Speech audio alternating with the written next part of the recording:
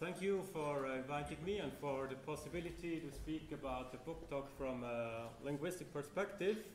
Well, I guess that some of you, or even most of you, are familiar with the phenomenon BookTok. Nevertheless, I'd like to start with a short description of this phenomenon. As you can see, BookTok is a hashtag on the social media channel TikTok. It's a digital space in which primarily young, predominantly female readers, typically from the generation Z, share their passion for reading and their joy in books specifically, and I think that's the interesting point here, specifically in physical books. This phenomenon demonstrates that the digital age is not the end of the book age. Rather, according to Gerhard Lauer, the digital world incorporates the books not only in terms of digitizing printed text or digitally created text, but also in terms of the digital staging of the physical artifacts in a multimodal and multi-medially context.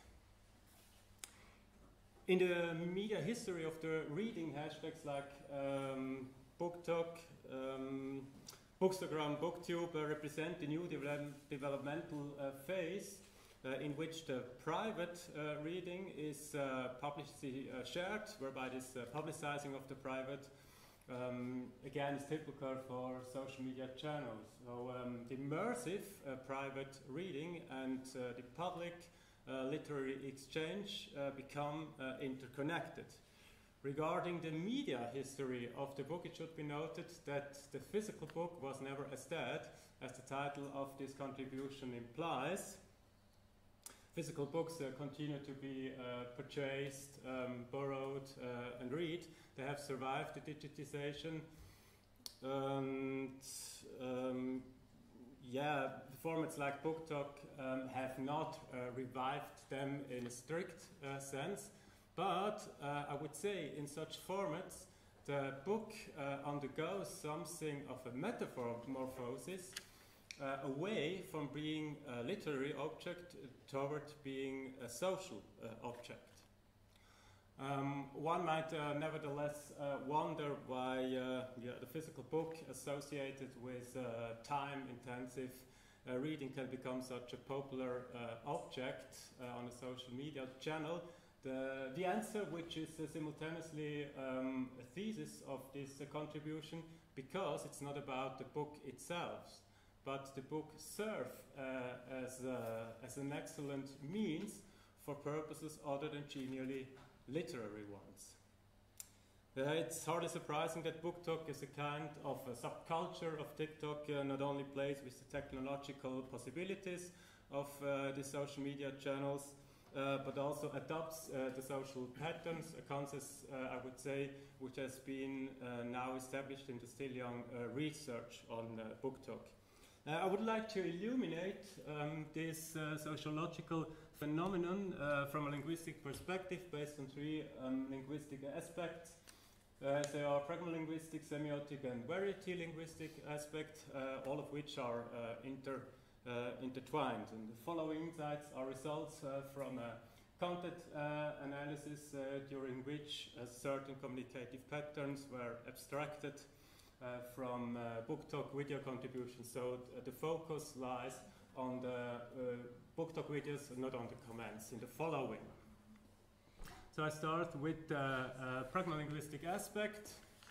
BookTok is part of a larger communication community, more specifically a reading and writing community, whose members share, exchange ideas about books in all their facets. And within this communication community, different communication channels fulfill different functions. While platforms such as Wattpad serve to share stories, this is to read, to write, and to continue them. Digital reading circles organized as chat communications engage with the story and the plot. The focus of BookTok more lies on sharing reading experiences and encounters, as well as emotional attitudes toward specific books. The communication situation, or if you want so, the communication system fundamentally manifests as a constellation between the reader, who sometimes is also an author, the book as the object of the communication, and the recipients, which in this case is the BookTok community. Well, this structure is essentially underlies all literary communication, but unlike in a literary scholarly contribution, and much more explicitly than in a journalistic review, the reading subject on BookTok substantially incorporates themselves into the staging or commentary of the book. Many video contributions and comments relate to the immersive experience of reading, as I've already said, reading motivation, sympathy with characters, personal reading preferences, etc. etc. Thus, communication on BookTok follows the dominant system logic of social media channel, at least with respect of the subject matter of the communication.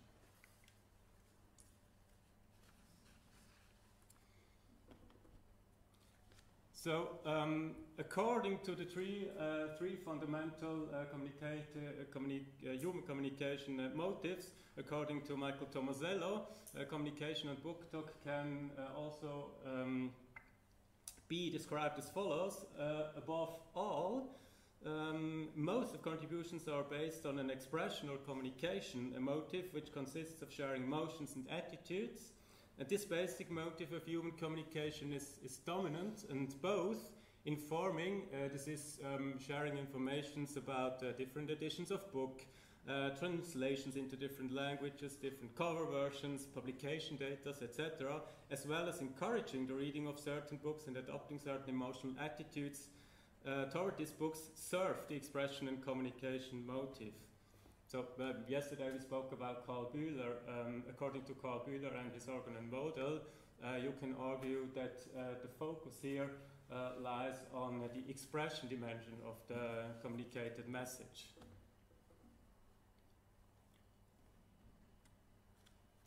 Yeah, the question about the communicated messages raises questions about the convenience of meaning, which in turn can be answered semiotically. In using the terminology in the following, I primarily will rely on the conceptualization of multimodality according to Hartmut Stöckel. With the medium BookTok, one is dealing with a kind of double multimodality insofar as the already multimodal physical book consisting of the modalities written verbal language and image or images is staged in a certain way using the technological possibilities of BookTok through a combination of the modalities spoken and written verbal language, movies, images or moving images, music, sound, etc. And this double multimodality corresponds to two levels of meaning, namely the meaning of the literary text and its interpretative potential on the first level. How you can see, I call this meaning the literary text meaning, and the meaning of the book for the reading subject and for the community. On a second level, I call this meaning the social book meaning. And the meaning of the literary text on the first level is thus attributed as social meaning in the sense of a social semiotics on the second superordinate level. And this attribution happens multimodally with the technical means of the social media channel. And for this attribution, the concrete physical book is much better suited than the abstract literary text, because real actions as social practices can be demonstrated on the former.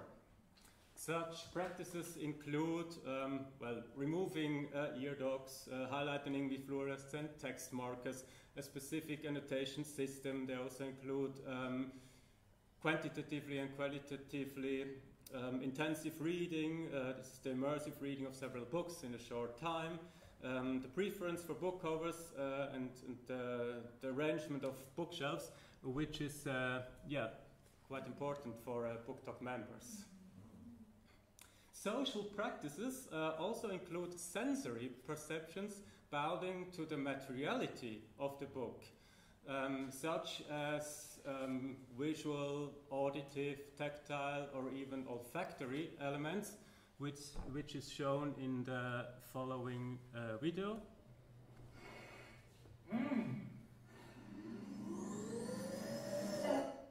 Well, that's all. From another semiotic perspective, according to Peirce, the social practices are signs with a pronounced indexicality insofar as they suggest the traceability to a certain lifestyle and, coupled with this, a certain personality type. Or in other words, they invite an indexical interpretation procedure in which the recipients infer the personality profile of the creator from the staged practices around the physical book. So I'd like to summarize what has been established so far. A linguistic, here pragmalinguistic and semiotic approach to the BookTok phenomenon confirms what previous generally sociologically oriented studies have shown. The hashtag BookTok as a subculture of TikTok reproduces the social patterns typical for social media channels using a specific object, namely the physical book.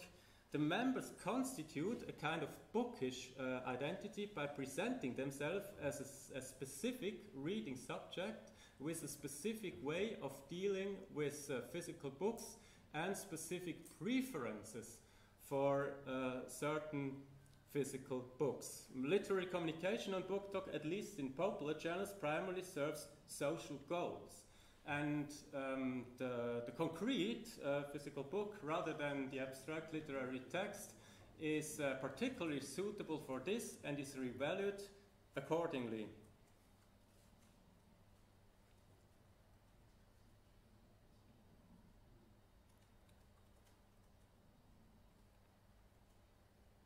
Sorry, I'm searching where I am. In this process, it functions less as an object of literary critical examination and more as a projection service for the reader's personality, in the sense of I am what I read and how I read.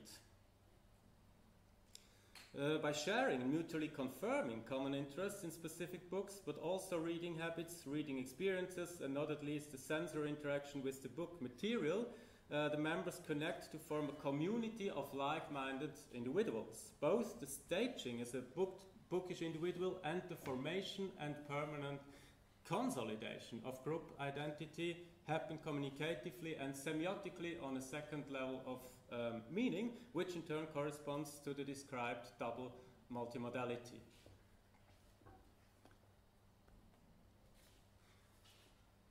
So, social belonging to a group as an important driver for BookTok usage is also evident in the language use, which is also part of the action patterns typical for the community. BookTokers constitute and stabilize their identity and group membership not only through the selection of books, certain reading practices, and handling of book material, but also in the way they talk about books.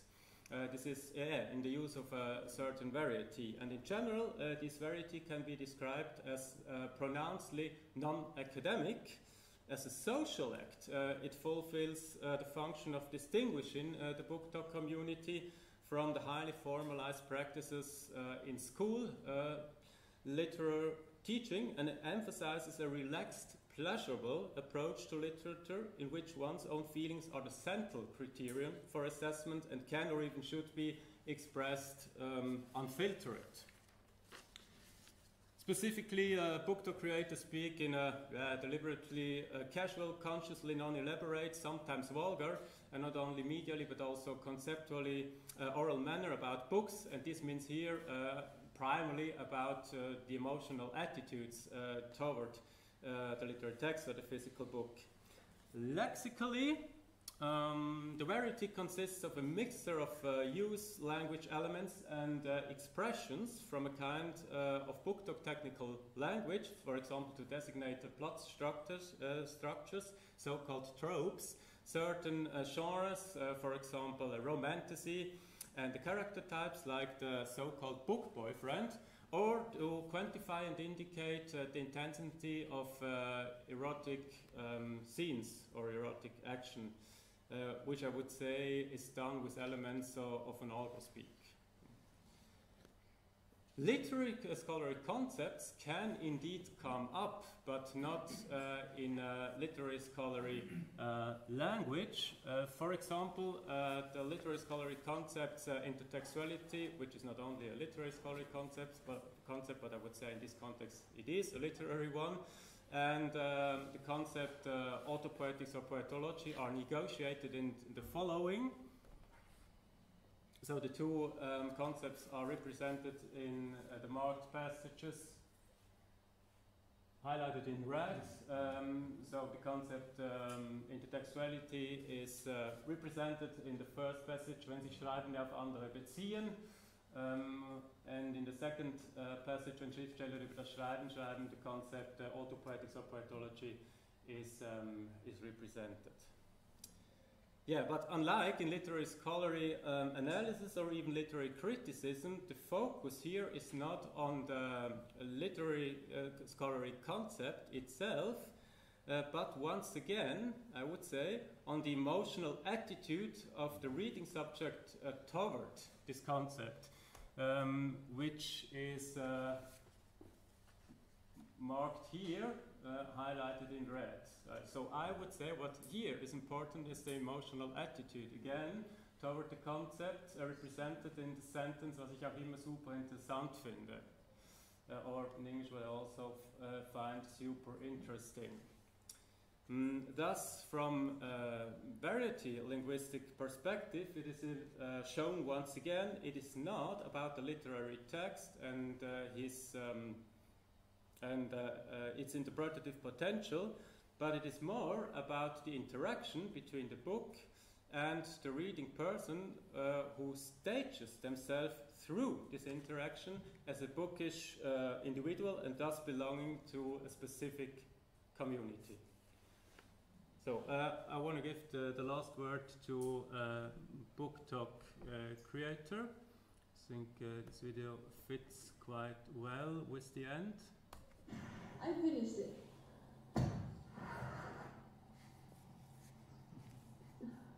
No, it finished me. Yeah, thank you for your attention.